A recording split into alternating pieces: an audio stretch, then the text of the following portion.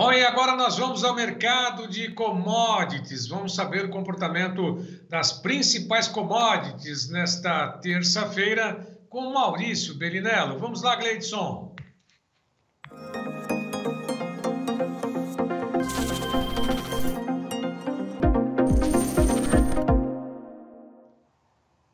Olá, Maurício, para você mais uma vez, meu muito obrigado, boa tarde. Deixa eu lhe perguntar já direto.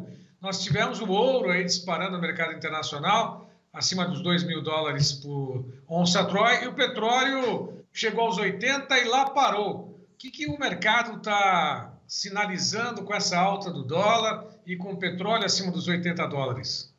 Bom, Braga, primeiro boa tarde.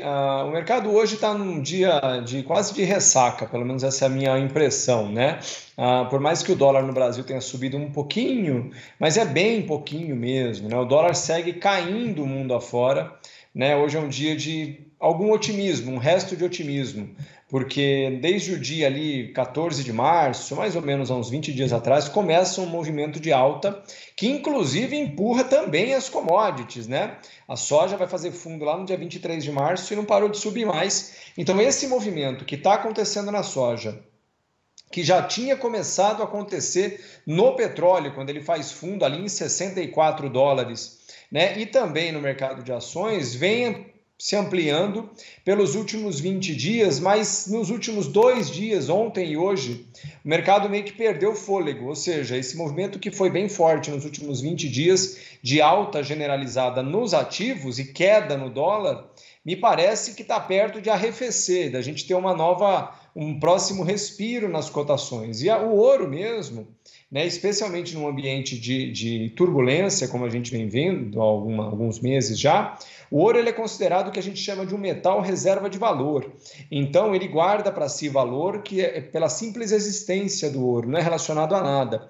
Então, em épocas turbulentas, ele e a prata são ativos que costumam se valorizar mesmo, mas mesmo esses $2.000 que ele bateu hoje, Braga, eu gosto de lembrar que ali em 2022, o ano passado, mais ou menos nessa mesma época, ele chegou a bater $2.100, $2.080. E lá em 2020, a mesma cotação. Então, o ouro nesse momento, para que a gente poder dizer que tem alguma coisa nova acontecendo, ele vai ter que romper os $2.100. Então, agora, por enquanto, é um movimento vigoroso de força nele, no mercado como um todo, mas eu hoje, pelo menos hoje e ontem, já vejo o mercado dando uma bela de uma respirada, viu, Braga?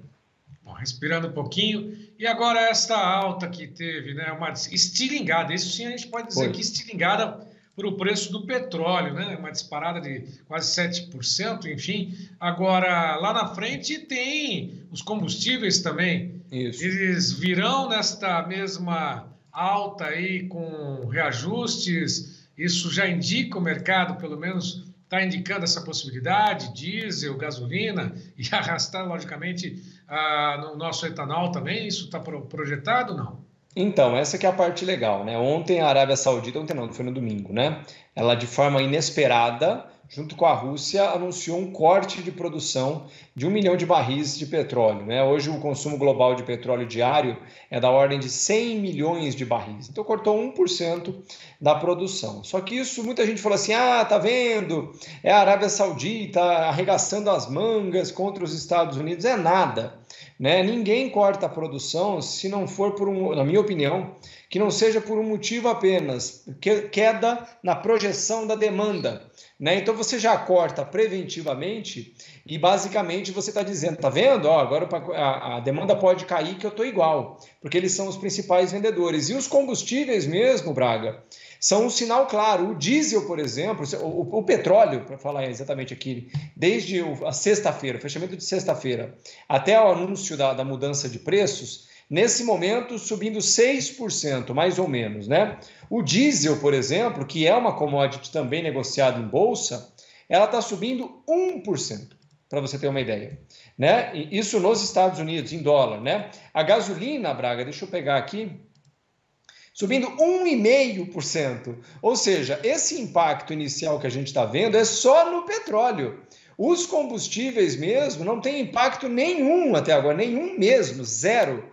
né? Porque é muito importante lembrar, o petróleo o Brasil mesmo é um grande exportador de petróleo, assim como é a Arábia Saudita, mas combustíveis, eles têm uma correlação de preços com o petróleo, ou seja, o petróleo em alta, normalmente os combustíveis também estão em alta. Petróleo em queda, também normalmente estão em queda. O que pode variar, e varia bastante, é a proporção.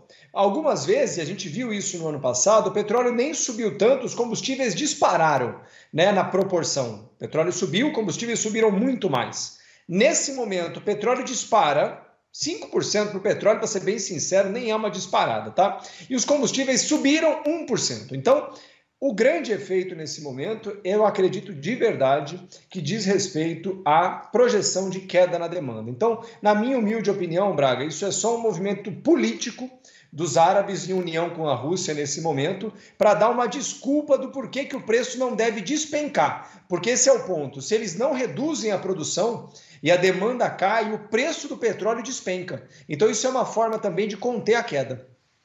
Bom, e para dizer também, quem manda aqui ou quem dita, joga as cartas, somos nós, né? Os países, eles estão tentando, né? Eles estão tentando. Eles estão tentando bastante, mas eu ainda sou da opinião de que quem manda no mercado é comprador e não vendedor, né? Então os árabes podem ser muito fortes, grandes exportadores, mas se não tiver China e Estados Unidos para comprar, eu não sei o que eles vão fazer com o petróleo, não. Se não tiver demanda, não adianta estar em cima de um poço de petróleo, né? Ou dormir em cima de um colchão só de petróleo, e não adianta nada, né? Agora, e só para usar o mesmo exemplo, viu, Braga? Se você me permite só um adendo aqui, pouca gente sabe que a maior reserva de petróleo do mundo está na Venezuela. A maior reserva de petróleo do planeta Terra está na Venezuela, né? Então veja, quando você às vezes falta uma gestão mais adequada do seu país e dos usos que você tem para esse dinheiro, estar sentado em cima de um barril de petróleo não ajuda muito.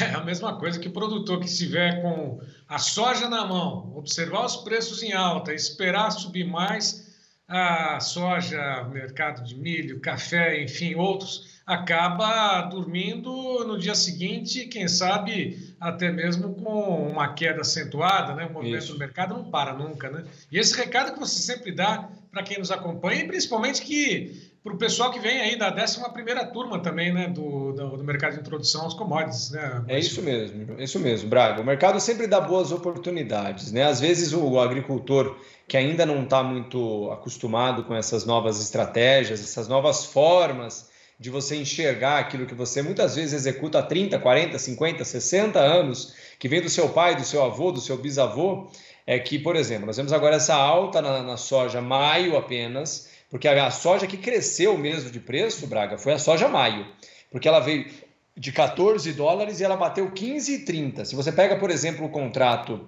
de novembro, que é a safra americana, ele veio de 12,50 para 13,30. Então, uma subiu $1,30, a outra subiu 80 centavos. Então, olha que legal. Para a safra brasileira agora, nós temos uma nova possível oportunidade de respiro para o agricultor. Voltar aos R$200 não é nem uma hipótese nesse momento, né? Mas as cotações nas praças subiu mais ou menos uns R$5 por saca nos últimos 10 dias. Isso a cotação da soja, isso para não falar do prêmio. Então, olha que legal.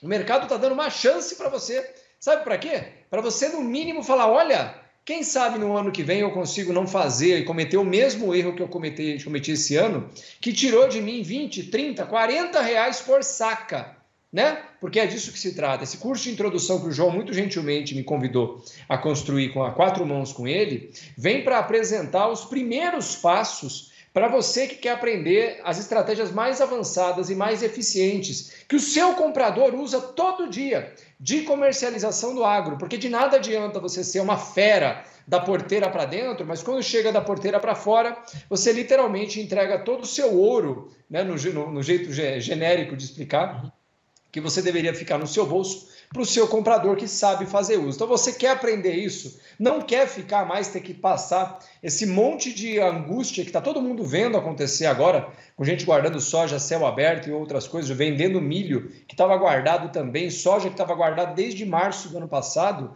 não perde de jeito nenhum. 11ª turma, Braga, já passamos de 1.600 alunos. E olha aí, sempre o convite que ao final de cada comentário do Maurício, Ele ressalta, né?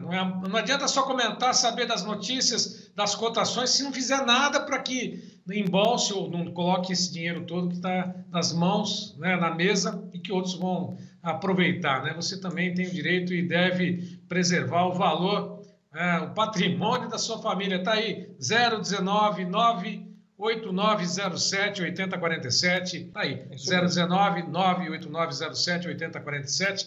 Maurício, muito obrigado mais uma vez, um abraço para você, até uma próxima. Se Deus quiser, Braga, uma ótima tarde a todos.